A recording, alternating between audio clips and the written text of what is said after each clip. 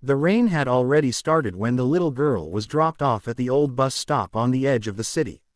The shelter was cracked, its paint peeling, its roof leaking in 3 different places.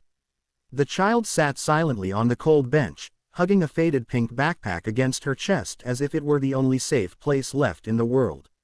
She had thin legs, one covered in a small metal brace that clicked whenever she shifted. Every few seconds she looked down the empty road, not for a bus, but for her mother, the woman who had promised she would come back in 5 minutes. It had been more than an hour. Cars passed by but none slowed. People walked by holding umbrellas, avoiding eye contact, their rushed steps echoing with the same unspoken truth: nobody wanted to get involved. The little girl didn't cry. Maybe she had cried so much already that her tears had learned to stay inside. Maybe she had simply accepted that being forgotten was normal. She pressed her small hand against her stomach, trying to stop the shaking. Her coat wasn't warm enough, her shoes were worn, and she hadn't eaten since last night. Her mother had been angry this morning, angrier than usual. "I can't do this anymore," she had shouted while dragging the girl through the apartment.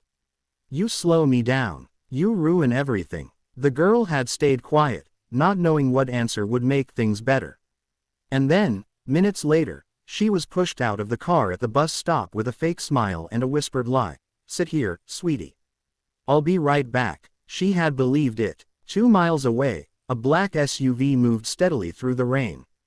Inside sat a man in a dark suit, tall and composed, though his eyes were tired. CEO eyes, the kind that carried the weight of too many decisions and not enough sleep. His name was Adnan Halim, a man known in the business world as someone who never wasted a second of his day. He had built an empire from nothing, controlled companies across 3 countries, and employed thousands of people. His schedule had no room for delays, no room for unexpected pauses. But fate does not ask for permission. Traffic slowed near the old bus stop. Adnan looked out the window, expecting to see the usual cluster of commuters. Instead, he saw a small figure sitting alone, drenched in rain, her legs tucked awkwardly because of the metal brace. Something about her stillness pulled at him. Not the stillness of waiting, but the stillness of someone who had given up on being found. Adnan frowned. "Stop the car." His driver hesitated. "Sir, we're already late for the board meeting." "I said stop." The SUV rolled to a halt. Adnan opened the door before the driver could protest again. Rain hit him instantly, cold and sharp, but he barely felt it. He walked toward the bus stop, his expensive shoes splashing through puddles. The little girl noticed him coming and shifted to the far end of the bench, gripping her backpack tighter. She didn't speak. Fear and exhaustion made her muscles stiff. Adnan crouched in front of her. Even he, a man whose reputation could intimidate an entire conference room, softened at the sight of her trembling lips. "Are you waiting for someone?" he asked gently. She didn't answer. "Are you alone?" Still nothing. He noticed the brace on her leg, the kind used after a long medical condition or disability diagnosis.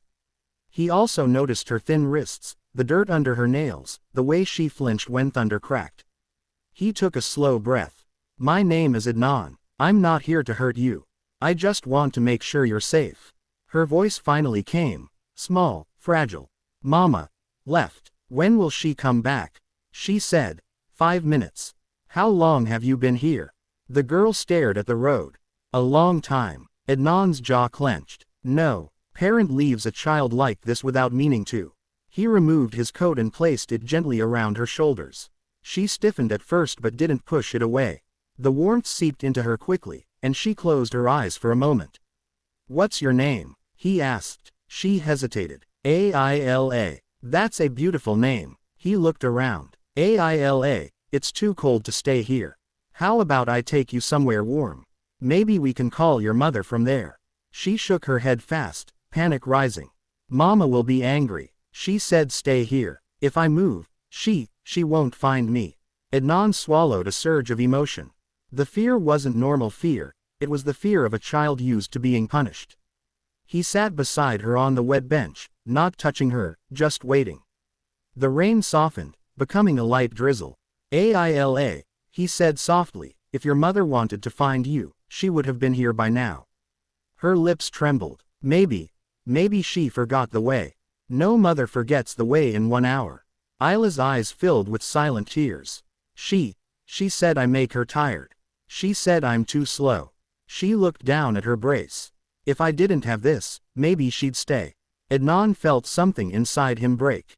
Years of hardened business instincts couldn't protect him from the ache of her words. He had grown up in an orphanage himself, abandoned, unwanted, told repeatedly that he was a burden. He had forgotten the sound of his mother's voice long before he learned to write his own name. He knew this pain too well. Listen to me, he said firmly but kindly. You are not a burden. And you do not deserve to be left alone in the rain. Aila blinked up at him, confused, as if the idea was too big to understand. Adnan stood and extended a hand, not forcing, just offering. Come with me, I won't take you far. Just somewhere safe. You don't have to be scared. Aila didn't take his hand right away. She looked at it, then at the road, then back at him. Her small fingers twitched. She took a shaky breath. And finally, she reached out. Her tiny hand slipped into his. It was cold, too cold. Adnan squeezed gently, a silent promise forming inside him, one he didn't fully understand yet, but one that felt unbreakable. He lifted her carefully, supporting her weight so her injured leg wouldn't strain. As he carried her toward the SUV, the driver's eyes widened in shock. Adnan simply said, "We're not going to the meeting. We're taking her to the hospital." The driver nodded instantly. Aila rested her head on Adnan's shoulder, exhausted. For the first time that day, she let herself relax. She didn't know who this man was. She didn't know what tomorrow would bring. But she knew one thing. He didn't leave her behind. And for a child who had been abandoned just hours ago, that was everything.